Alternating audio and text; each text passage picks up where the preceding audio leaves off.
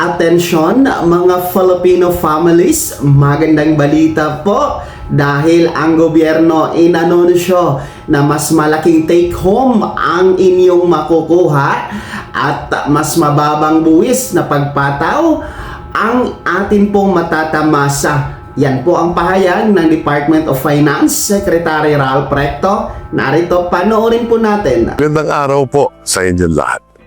May hatid po kaming magandang balita at maagang pamasko mula sa Department of Finance.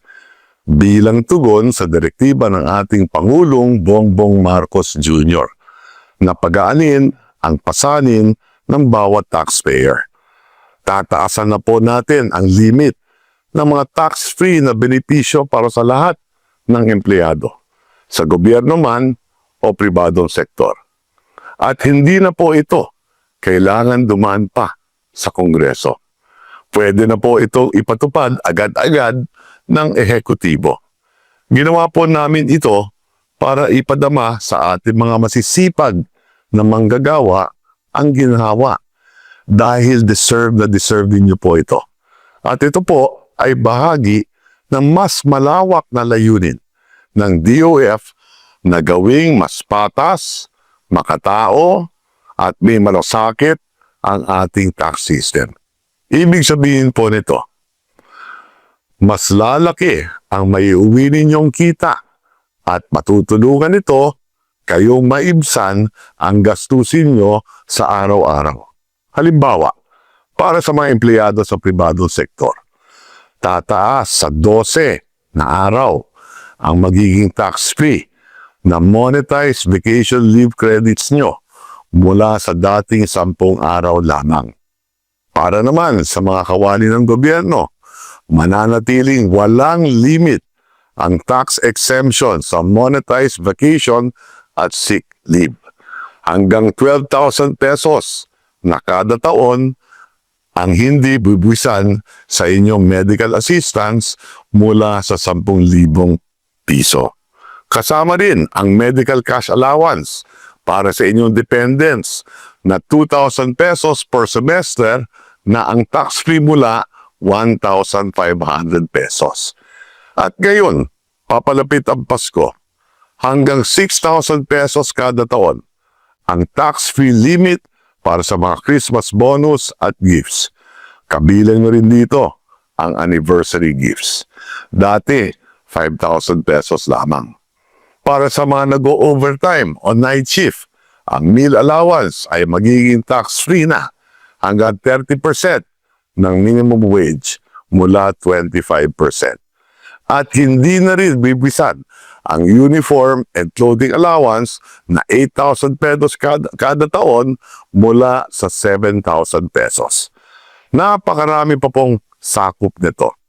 Ang tax-free limit ng rice subsidies ay 2,500 pesos per month mula 2,000 pesos.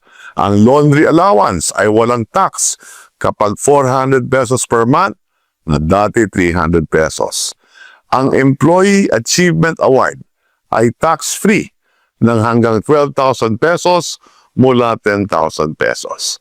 Ang CBA at Productivity Incentive ay itinaas na rin ang hindi nabibisan sa 12,000 pesos mula 10,000 pesos. Inatasan ko rin ang BIR na pag-aralan kung paano matutulungan ang maliliit na negosyo, lalo na sa pagdating sa pag-withhold at pag-remit ng buwis. Tinitingnan din namin kung paano mas mapapadali at mapapababa ang withholding tax rates para hindi na maging komplikado ang proseso para sa inyo. Ilan lamang po ito sa mga pagbabagong itinataguyod natin upang ipadama sa inyo na meron kayong gobyerno na nakikinig, kumikilos at tunay na may malasakit. At bukod dito, klaro po ang utos ng ating Pangulo. Sisiguraduhin po ng DOF at BIR na mananagot sa batas ang lahat ng sangkot sa mga anomalya sa flood control projects. Wala po kami sasantuhin dito. At yan po mga ka-vlogs, no, atin pong napanood at napakinggan si Department of Finance Secretary Ralph Recto, kung saan nga po kanya pong inalatag ang plano ng gobyerno, ang programa ng gobyerno tungkol nga po dito sa pagpataw ng buwis o tax, mga ka-vlogs. No, kahit papaano ay mapagaan ang buhay ng mga manggagawang Filipino at bawat Filipino, mga ka-vlogs.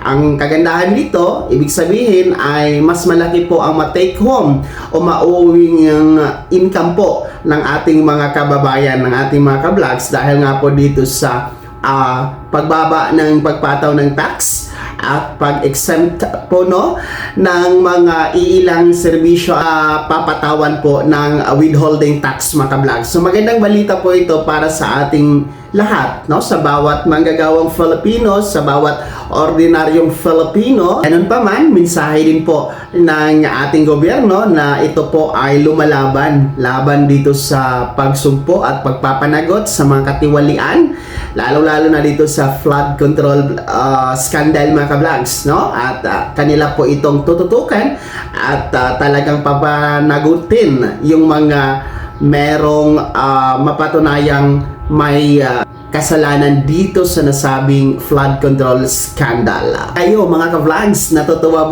po ba kayo dito sa pagbaba ng buwis o pagpataw ng withholding tax sa ating lahat? At kayo ba ay naniniwala na seryoso ang gobyerno sa pagsugpo at pagpapanagot dito sa flood control scam, mga ka-vlogs? Ibahagi niyo po sa comment section na nasa baba. Pakilakip ng mong pangalan at kung taga saan kayo. At yan po ang ating news update. Kakapasok lang ito, mga ka-vlogs. Huwag kalimutang mag-subscribe at pindutin ang notification bell sa all para naman updated ka sa lahat ng mga videos na i-upload ko. Maraming salamat. Mabuhay po ang bawat pamilyang Pilipino.